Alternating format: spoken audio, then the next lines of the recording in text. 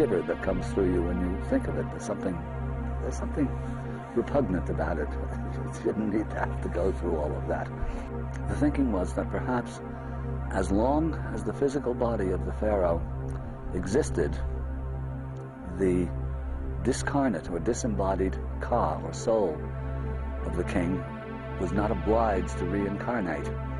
And that corresponds in its own way to the Tibetan understanding that the objective of the whole exercise of life, you might say, is not to reincarnate, but to become a star and join the company of Ra and sail across the sky in his boat of millions of years.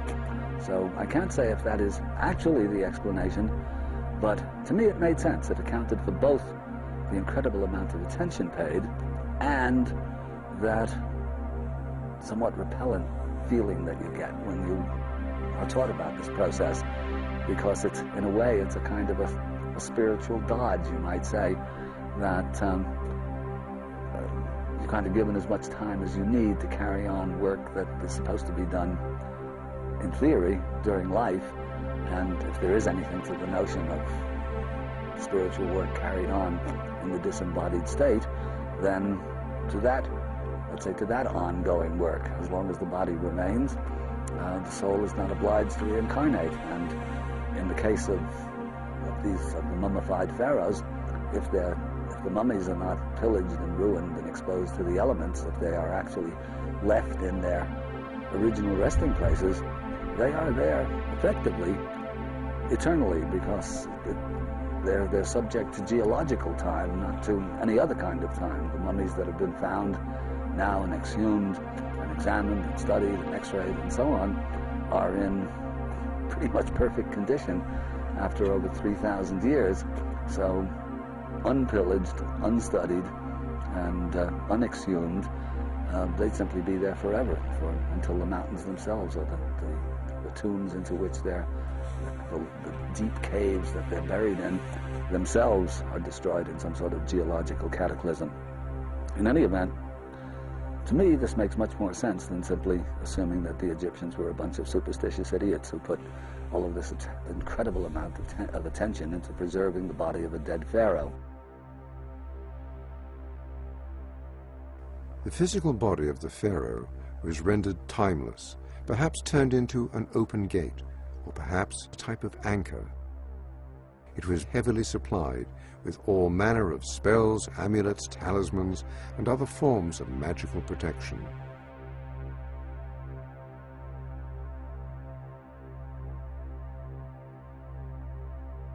The strange practice of mummification still holds many mysteries.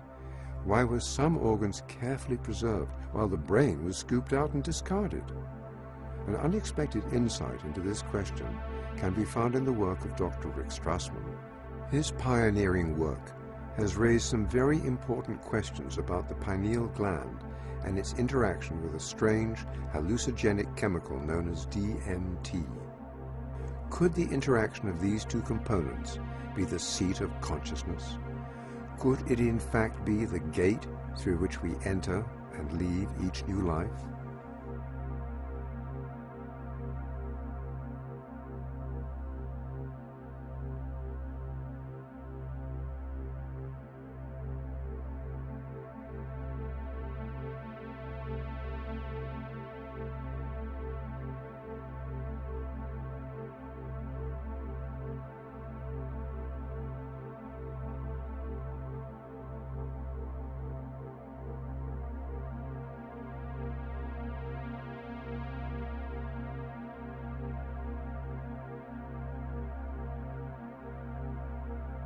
In terms of how the study started, I was interested in seeing if I could determine a biological basis of mystical states.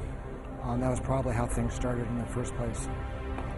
And I was quite impressed with some of the commonalities that seemed to occur between spontaneously occurring mystical states, such as those that occurred with meditation and with spiritual practices, and even those described, from near-death experiences.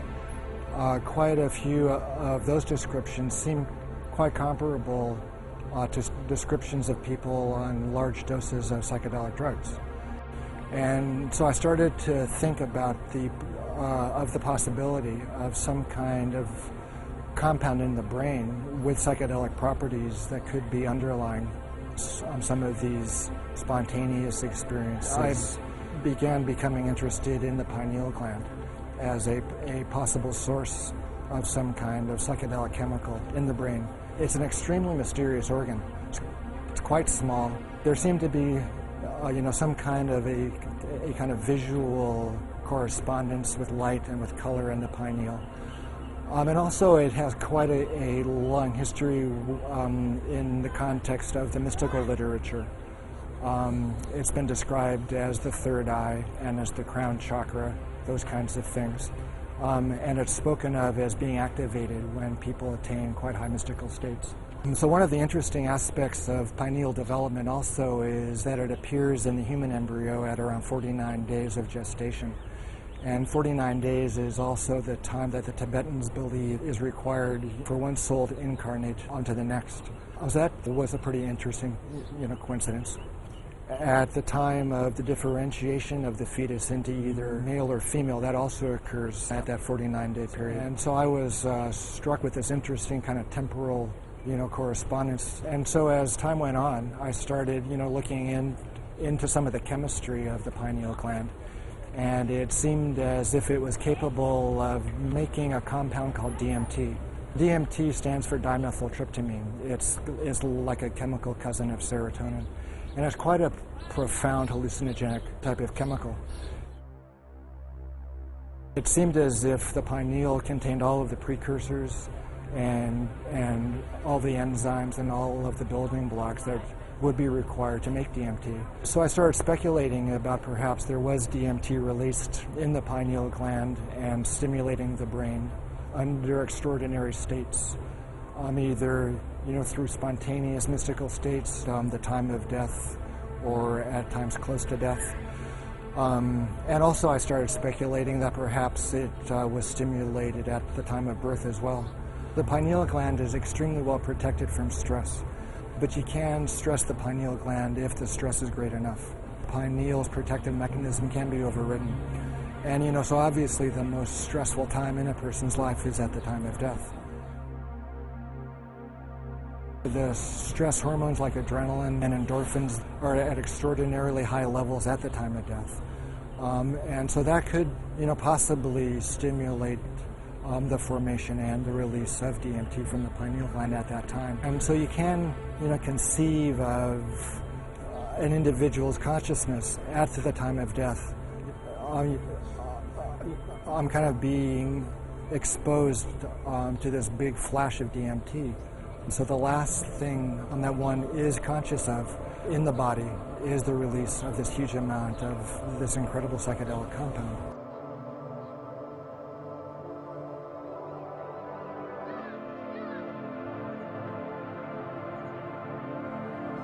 During his testing, Strassman discovered that abnormal levels of the chemical DMT triggered states of consciousness that closely paralleled common experiences of an afterlife. Well, that's true. Almost everybody experienced an extremely profound and extremely unmistakable separation of their body and their consciousness from each other.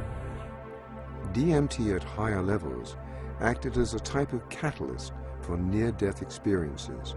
In fact, it seemed to actually induce the machinery of the afterlife to swing into motion. I suppose one of the most unexpected aspects of the study's results was the frequency with which people described a kind of contact with these intelligent kinds of entities that were conscious of them and interacted with the volunteers in this quite strange space.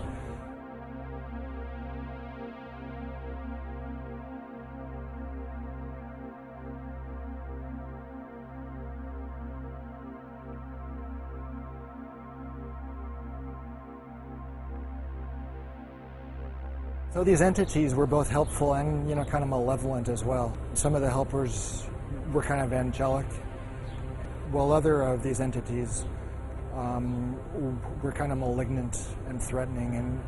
And actually a handful of the volunteers experienced, some traumatic encounters with these entities.